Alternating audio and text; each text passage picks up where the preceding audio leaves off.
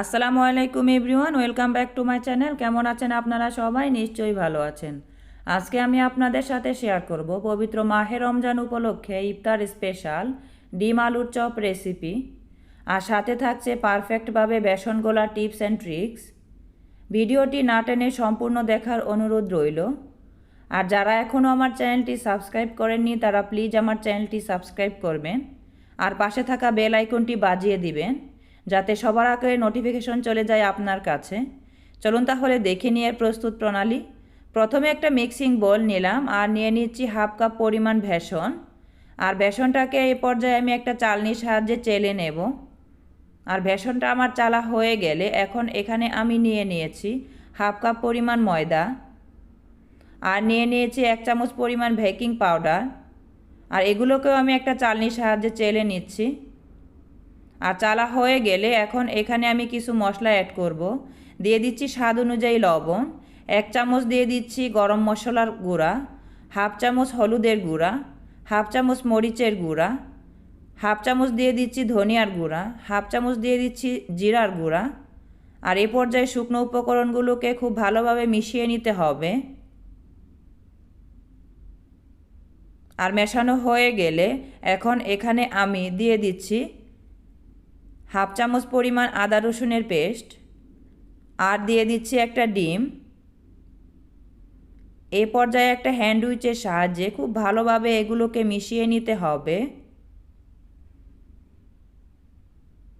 আর মেশানো হয়ে গেলে অল্প অল্প করে পানি অ্যাড করে সফট একটা ব্যাটার তৈরি করে নিতে হবে। পানিটা অবশ্যই একেবারে দেয়া যাবে না।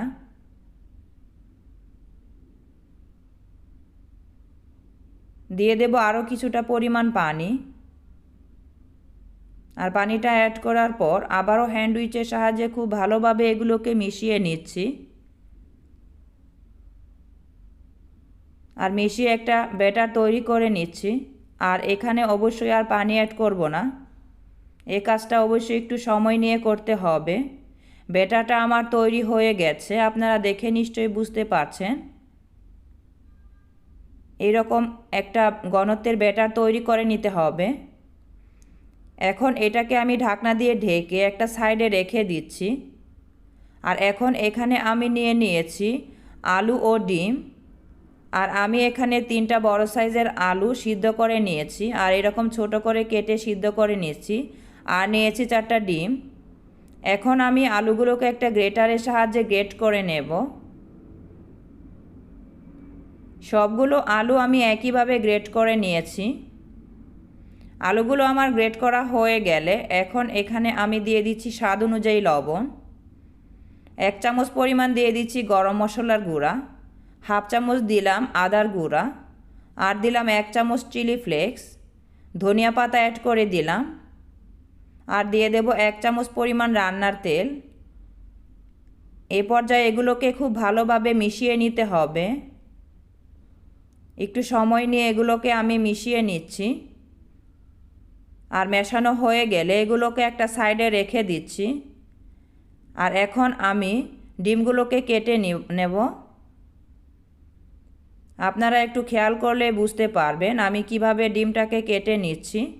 সবগুলো ডিম আমি একইভাবে কেটে নিয়েছি। এখন আমি ডিম আলুর চপগুলো বানিয়ে নেব।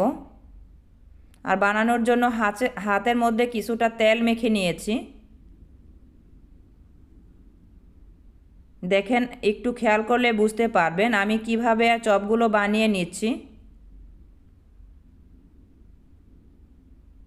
আমি এই রকম শেপে চপগুলো বানিয়ে নিয়েছি।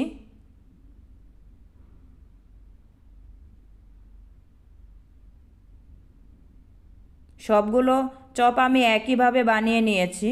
আর এ পর্যায়ে এগুলোকে আমি ভেজে নেব। আর ভাজার জন্য আমি চুলায় একটি ফ্রাই প্যান বসিয়ে দিয়েছি। আর পর্যাপ্ত পরিমাণ তেল গরম করে নিয়েছি। এখন আমি তেলটা গরম হয়েছে কি না চেক করে নিচ্ছি।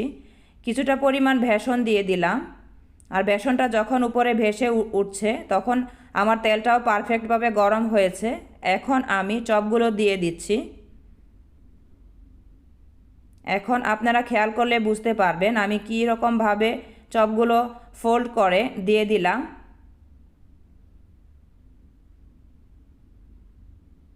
সবগুলো চপ আমি একইভাবে প্যানের মধ্যে দিয়ে দিয়েছি। আর ডিম আলুর চপটা প্যানে দেওয়ার পর 2 থেকে 1 মিনিটের মতো মিডিয়াম টু লো হিটে আমি এগুলোকে ভেজে নেব। আর ভেজে নেওয়ার পর এগুলোকে উল্টিয়ে দিচ্ছি। আর উল্টানো হয়ে গেলে আরও 1 মিনিটের মতো আমি এগুলোকে জাল করে নিচ্ছি। 1 মিনিট জাল করার পর আবারও আমি এগুলোকে উল্টে পাল্টে ভেজে নিচ্ছি। এ পর্যায়ে অবশ্যই চুলার আঁচটা মিডিয়াম টু লোর মাঝামাঝি রেখে ভাজতে হবে, না হলে উপর থেকে পুড়ে যাবে। এ পর্যায়ে আমার ডিম আলুর চপটা তৈরি হয়ে গেছে। এখন আমি এগুলোকে প্যান থেকে নামিয়ে নিচ্ছি আর নামিয়ে একটা ছাঁকনির মধ্যে রেখে দিচ্ছি। এটা দেখতে যেমন লোভনীয় হয়েছে, খেতেও হয়েছে অনেক দুর্দান্ত। এখন আমি এগুলোকে একটা সার্ভিং ডিশে সার্ভ করে নিচ্ছি। আশা করছি আমার আজকের ডিম আলুর চপ রেসিপিটি আপনাদের কাছে ভালো লেগেছে। আর যদি রেসিপি ভালো লাগে তাহলে অবশ্যই একটা লাইক দিবেন আর বেশি বেশি শেয়ার করে দিবেন। আর এখনও যারা আমার চ্যানেলটি সাবস্ক্রাইব করেননি তারা প্লিজ আমার চ্যানেলটি সাবস্ক্রাইব করে দিবেন। আবারও হাজির হব নতুন কোনো রেসিপি নিয়ে। সে পর্যন্ত সবাই ভালো থাকবেন, আমার জন্য দোয়া করবেন। আল্লাহ হাফেজ।